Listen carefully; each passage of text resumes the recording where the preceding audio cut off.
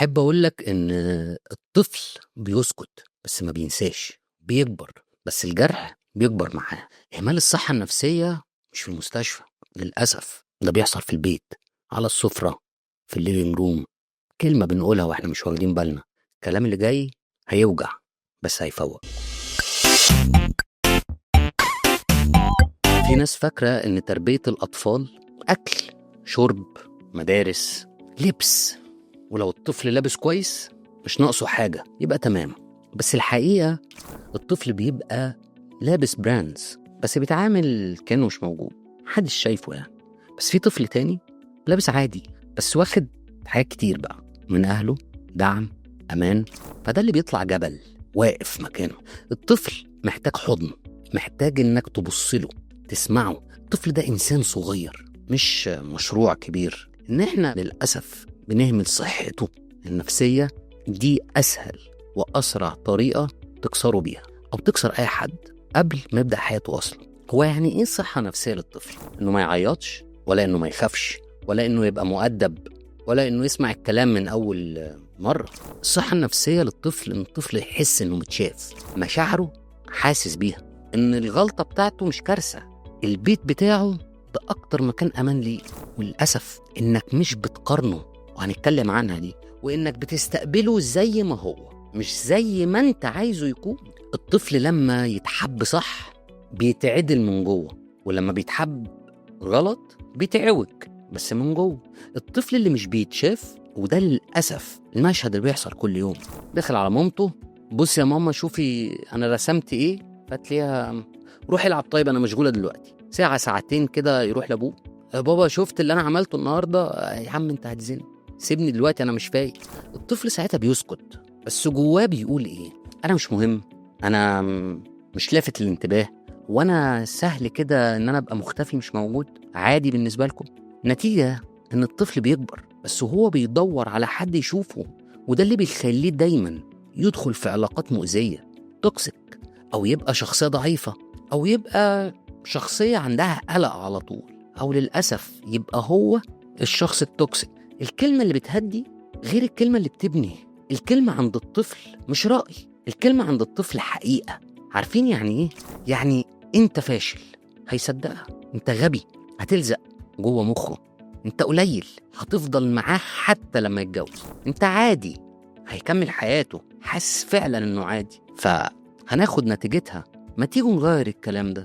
أنا فخور بيك، بتبني، جرب تاني، بترفعه لفوق، أنا سامعك، بتهديه، غلطت عادي، نتعلم، نغير، دي بتأمنه.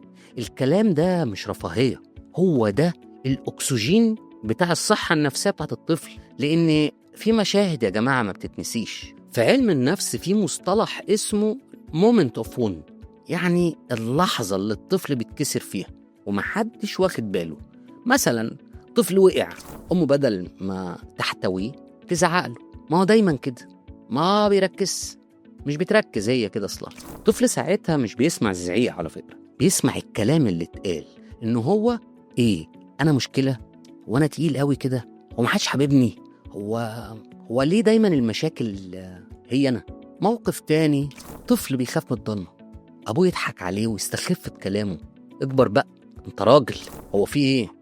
لا حضرتك هو مش راجل، وهي مش واحدة كبيرة، هو طفل عادي محتاج حد يحضنه ويقول له ويفهمه ان الضلمة مش حاجة غلط. بس عارفين المشكلة فين؟ المقارنة، ودي القنبلة الموقوتة اللي بتضرب الطفل بس لما يكبر. اخطر جمل تتسمع: شوف ابن عمك، شفتي بنت خالتك، شفتي اختك عملت ايه، الناس كلها احسن منك.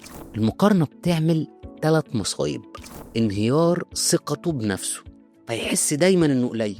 تاني مشكلة، بيكره الشخص اللي بيتقارن بيه حتى لو اقرب الناس ليه، كرهه لنفسه، وده اشرس ألم، دايما شايف نفسه مصيبة.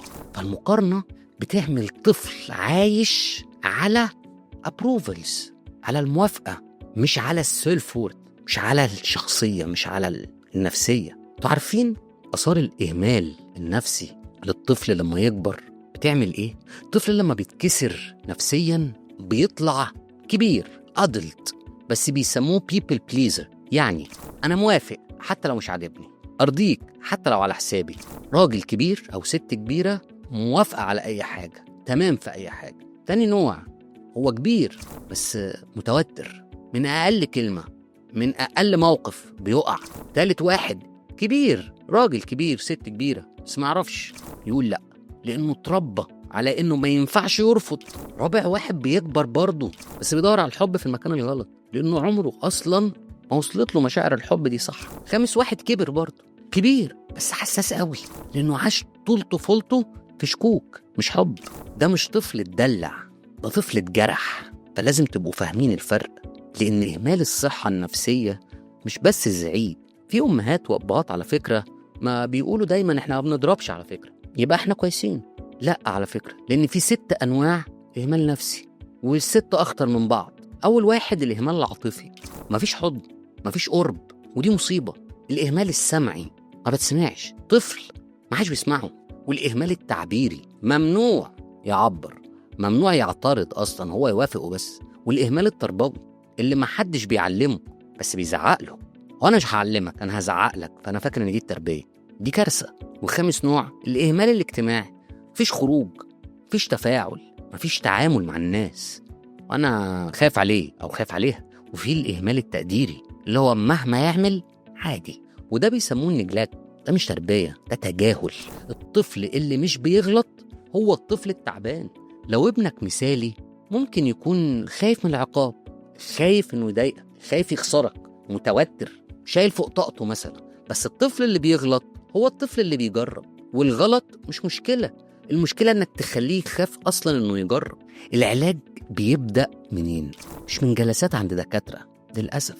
العلاج بيبدأ من البيت. اسمع مش تنصح بس، احضن مش احكام عمال على بطال، شجعه مش قارنه، اسمح له انه يعيط، العياط مش ضعف لا ولد ولا بنت. خليه يحكي مش تخوفه انه يحكي. احترم مشاعره كويس حتى لو انت شايفها حاجة تافهة، ما هو عيل، لا احترم مشاعره وهو عيل. طب غلط، تعال نصلح، تعال نغير، مش تعال نحكم عليك ونقول ان انت ونقارن. للأسف المقارنة هي اللي بوظت الكبار. ايوه، لانهم هم اطفال اتقارنوا فباظوا لما كبروا. هي دي الحقيقة. التويست بقى الحقيقي اننا طول عمرنا فاكرين ان الطفل بيكبر وبينسى، لكن الحقيقة الطفل بيكبر وبياخد جرحه كده ويكبر معاه. الطفل اللي بيتكسر ممكن يبقى شاب ناجح، راجل محترم وأم عظيمة، بس جواهم طفل لسه مستني يتحضن. الصحة النفسية مش رفاهية، دي حياة كاملة بتتبني أو بتتأثر. الطفل اللي بياخد حب زيادة عمرك ما هتندم على الحب الزيادة اللي اديتهوله، بس الطفل اللي بياخد تجاهل انت هتدفع ثمنه لما هو يكبر.